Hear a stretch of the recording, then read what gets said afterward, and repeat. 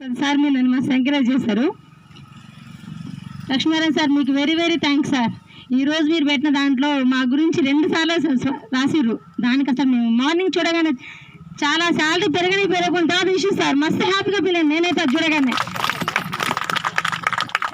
సరే సార్ నేను చెప్పుకునే నా బాధ చెప్పుకోవడానికి వచ్చిన ప్రతి మీటింగ్కి నేను ఇదే చెప్తాను, నా పడే స్ట్రగులే చెప్పుకుంటాను చెప్తా. నేను కంప్యూటర్ టీచర్ని ఎందుకు చెప్పుకుంటున్నా అంటే పార్ట్ టైం అంటారు మేడం మమ్మల్ని. కాదు మీరు చెప్తున్నారు మమ్మల్ని ఫుల్ టైం సిఆర్టీగా చేయాలని. Thank you sir. మేము నిజంగా ఫుల్ టైం వర్క్ చేస్తున్నాం. ఒక పార్ట్ టైం అంటే మాకు ఇచ్చిన ఆర్డర్లో జస్ట్ 3 hours అనే ఉంది దాంట్లో, కానీ 24 hours మమ్మల్ని వాడుతున్నారు. 24 hours. నైట్ 10 గంటలకు మెయిల్ వచ్చినా కూడా ఎస్వై మేడం నుంచి అమ్మ ఇది ఇమ్మీడియట్లీ ఫార్వర్డ్ చేయాలంట అమ్మ, దీనికి సంబంధించిన సిఆర్టీ మేడమ్స్కి కాల్ చేసి వాళ్ళు చెప్పే ఇన్ఫర్మేషన్ గ్యాదర్ చేసుకొని ఫిలప్ చేసి ఇమ్మీడియట్గా పంపించు. మేము కూడా మనుషులు, మాకు కూడా ఫ్యామిలీ ఉంది, మాకు పిల్లలు ఉన్నారు. మరి ఆ మిడ్ నైట్లో ఏ టీచర్ని డిస్టర్బ్ చేయాలి, ఏ టీచర్తో మాట్లాడాలి? కానీ డిఓ నుంచి మాత్రం వస్తుంది స్మార్ట్ ఇమ్మీడియట్లీ మోస్ట్ అర్జెంట్. ఈ పదానికి వాళ్ళకి ఎందుకు మరి తెలిసి పెడతారా తెలియక పెడతారా నాకు అర్థం అవ్వట్లేదు సార్. దానికి ఒక టైం ఉంటుంది. ఒక వర్క్ ఇచ్చినామంటే ఇంత సమయంలో వాళ్ళు చేయగలుగుతారని టైం ఉంటుంది, అది ఉండదు వాళ్ళ దగ్గర. వర్క్ పెట్టినామా మోస్ట్ అర్జెంట్ వర్క్, సరే మోస్ట్ అర్జెంట్ పెడతాం సార్, ఓకే మా పని మా బాధ్యత మేము వచ్చింది చేయడానికి. కానీ మరి మా శాలరీ ఏంటండి 6,000. బస్ ఎక్కినప్పుడు జర్నీలో ఏం చేస్తారు మేడం అని డిగ్నిటీగా రెడీ చేస్తాం కదా, స్కూల్ టీచర్ అయినా సరికి ఏం చేశారండి అంటే కంప్యూటర్ టీచర్ మునగాల కేజీబీ స్కూల్లో మీ శాలరీ ఎంత? అప్పుడు వచ్చింది మరి సాధించుకునే విషయం. మరి 6,000 చెప్పుకున్నామా వాళ్ళ దగ్గర మనబరువు పోద్దాం. ఎందుకంటే ఒక ఆంటీ డైలీ నాతో బస్సులో జర్నీ చేసేది సార్. అది మా స్కూల్ పక్కన తాడుబాయి దగ్గర వాళ్ళ పొలంలో పని చేయించడానికి వెళ్తున్నాము. డైలీ పొలంలో పని చేయించడానికి వర్కర్స్తో.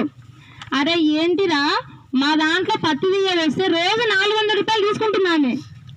మరి అట్లా చూస్తే నీకు ఎంత రాదు, రోజుకు 250 ఎంత పడుతుందిరా అని ఒక ఆంటీ నన్ను క్వశ్చన్ చేసింది.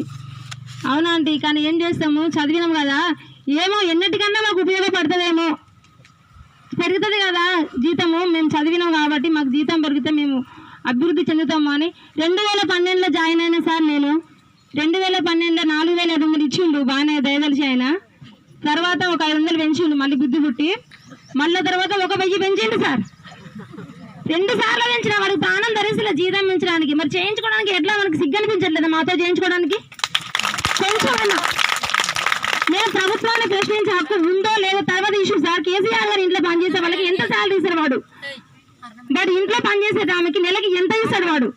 మేము పిల్లలకి బోధిస్తున్నాం సార్, ఒక విద్యను అందిస్తున్నాం పిల్లలకి. మేము ఒక భావి పౌరులు చేస్తున్నాం మేము పిల్లలని.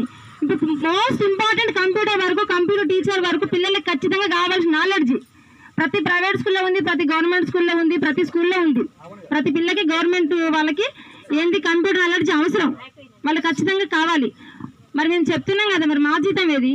6,000 రూపాయలకి 6వ తరగతి నుంచి 10వ తరగతి పిల్లలకు బోధించుకుంటూ వాడు చెప్పే ప్రతి వర్క్ చేసుకుంటూ ఎనీ టైం 24 hours ఆన్లో ఉంటూ వానికి పార్ట్ టైం అని పేరు పెడతారు. మళ్ళీ మాకు పైగా ఆయన మేము ఎట్లా పార్ట్ టైం అవుతాం సార్? నాకు అదే డౌట్ వస్తుంది అసలు. ఇప్పుడు మేము ఎట్లా పార్ట్ టైం అవుతాము? Day by day school shifting అంటున్నారు, ఒక డే ఇంట్లో ఉంటాము, ఆ డే మా పర్సనల్ పనులకు ఉపయోగపడేది సార్. మాకు అది వీక్లీ రిపోర్ట్ పంపాలి, డైలీ రిపోర్ట్ పంపాలి, డైలీ రిపోర్ట్స్ వస్తూనే ఉంటాయి, మెయిల్స్ వస్తూనే ఉంటాయి, ఫిల్అప్ చేసి పంపాలి. మరి మేము ఎట్లా డే బై డే వెళ్తున్నామో అది అర్థం అవ్వట్లేదు. పార్ట్ టైమ్ కాదు, డే బై డే కాదు, ఫుల్ డే వర్క్ చేస్తాం సార్.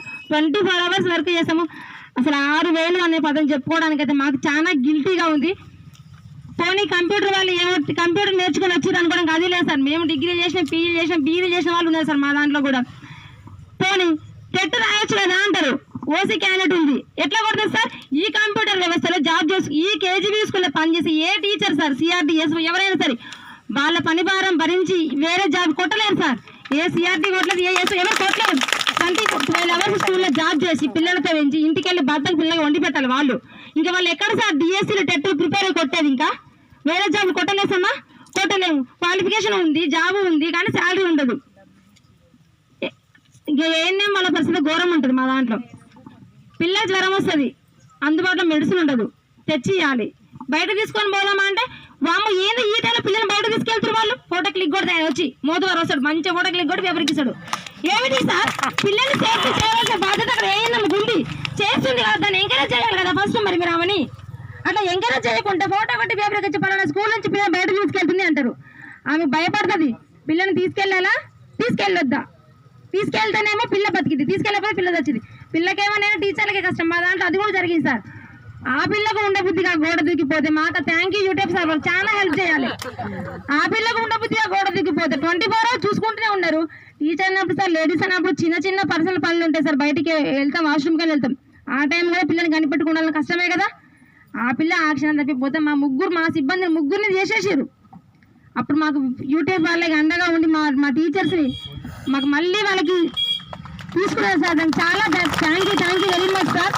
వాళ్ళు ఎంత స్ట్రగుల్ అయ్యారో అప్పుడు మేము మా స్కూల్ కాబట్టి మేము చెప్తున్నాం. వాళ్ళు పడిన బాధ, ఆ స్ట్రగుల్ మేము చాలా కళ్ళతో చూసినాం సార్. దయచేసి కోరుకున్నది ఏం లేదు సార్, మమ్మల్ని సిఆర్టీలో గుర్తించి మా పక్కన సిఆర్టీ అంటే ఫుల్ టైం టీచర్, మమ్మల్ని పార్ట్ టైం అంటారు కూడా మాది చెప్తున్నా మేడం నేను. ఓకే, సిఆర్టీ అనే పదం వద్దు, మనం టీచర్స్ మీరు, నేను కాదనట్లే. మమ్మల్ని పార్ట్ టైం అంటారు కాబట్టి ఆ బాధ భరించలేక ఈ బాధ కన్నా వద్దామని వస్తుంది, అంతే, ఏం లేదు. అక్కడ పక్కన ఏపీ ఉన్నది మేడం, 18,000 ఇస్తారు కంప్యూటర్ ఇన్స్ట్రక్టర్కి. 18లో సగం అన్న ఇవ్వాలి కదా, ఇక్కడ కనీసం 9, అది కూడా లేదు. 6,000 ఇస్తాడు. 6,000కి ఏం చేయాలి? ఒక పిల్లల్ని పోషించలేని పరిస్థితి ఈ రోజులు. 6,000 రూపాయలు తీసుకొని ఇంట్లో ఇద్దరు ఉంటే ఇద్దరు ప్రైవేట్ ఎంప్లాయీసే ఉంటారు. ఈమెకు ఒక 6 వస్తుంది, ఆయనకు ఒక 10 వస్తుంది. 16,000తో ఇల్లు ఎట్లా గడచాలి, వాడు ఎట్లా డెవలప్ అయ్యాలి, వాళ్ళ పిల్లల్ని ఎట్లా చదివించుకోవాలి? నిజం చెప్పాలంటే సార్, ఒకరిని కన్నాక ఇంకొకరిని కనాలంటే వద్దనే వాళ్ళని చాలా మంది మా సర్కిల్లో చూసిన సార్. నేనైతే మా కొలీగ్స్ లో చూసిన, మనకు వచ్చే శాలరీస్ తోని ఒక్కరిని చాలమ్మా, మనం వీళ్ళని చదివించుకోగలిగితే చాలు, ఇంకొకరిని కానీ వాళ్ళని చదివించుకోలేము మనము, మనకి ఇంకా వద్దు అని. ఫర్ ఎగ్జాంపుల్ నేనే ఉన్నా సార్, నాకు ఒక బాబు, నా బాబుని 3 months నుంచి తీసుకొని స్కూల్కి వెళ్ళిన, 3 years వెళ్ళిన. 3 years అయితే మళ్ళీ ప్రెగ్నెన్సీ వచ్చిండే. మాకు మెటర్నిటీ లీవ్ లేవు కదా సార్, లేకపోవడం వల్ల ఎప్పుడు ఇచ్చినా 3 నెలలు జీతం కట్టి పెట్టుకుని 4 నెలలు పెట్టుకుందాంలే అని ఒక 4 months వెళ్ళిన. 4 months జర్నీ వల్ల అబార్షన్. వాడు మాకు మెటర్నిటీ లీవ్లు ఇస్తుంటే ఒక 5 months శాలరీ కట్టి పెట్టుకుందాం, ఒక 5 months అవి యూజ్ చేసుకుందాం, మేము సేఫ్గా ఉండేవాళ్ళము. అట్లా ఇవ్వరు కదా, మరి మేము స్త్రీలమే కదా, మరి మాకెందుకు ఇవ్వరు మెటర్నిటీ లీవ్స్? ఈ ప్రభుత్వాన్ని ఖచ్చితంగా నిలదీయాలి. మనకు కావాల్సిన హక్కులు మనం కోరుకోవాలి. ఇంటికాడ ఉన్న టీచర్స్ ప్రతి ఒక్కరికి చెప్పేది ఏంటంటే, మనకంటూ ఒక అండ దొరికింది, ఈ ఎండను పట్టుకొని కొండనే ఎక్కగలం, ఖచ్చితంగా ఎక్కడానికి సిద్ధంగా అండి. దయచేసి అందరూ రండి, ప్రతి ఒక్కరు చెప్తున్నాను.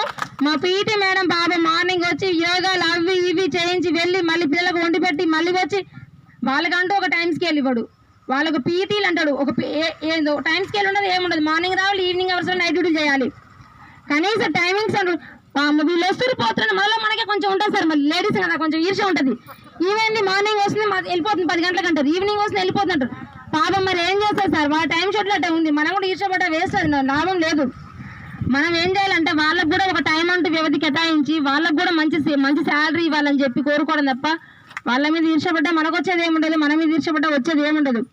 ఇక్కడ ఉన్న మేడమ్స్ అందరికీ, ఇంటికాడ ఉన్న ప్రతి ఒక్కరు ఈ వీడియో ఎవరైనా చూసి ఉంటే ఖచ్చితంగా నెక్స్ట్ జరగబోయే ప్రోగ్రామ్కి అందరూ వచ్చి రండి మేడం. దయచేసి వచ్చి మన హక్కులను మనం పోరాటం గెలిపించుకోవాలని ప్రతి ఒక్కరికి కోరుకుంటున్నా. ఈ అవకాశం పెద్దలందరికీ thank you very much sir.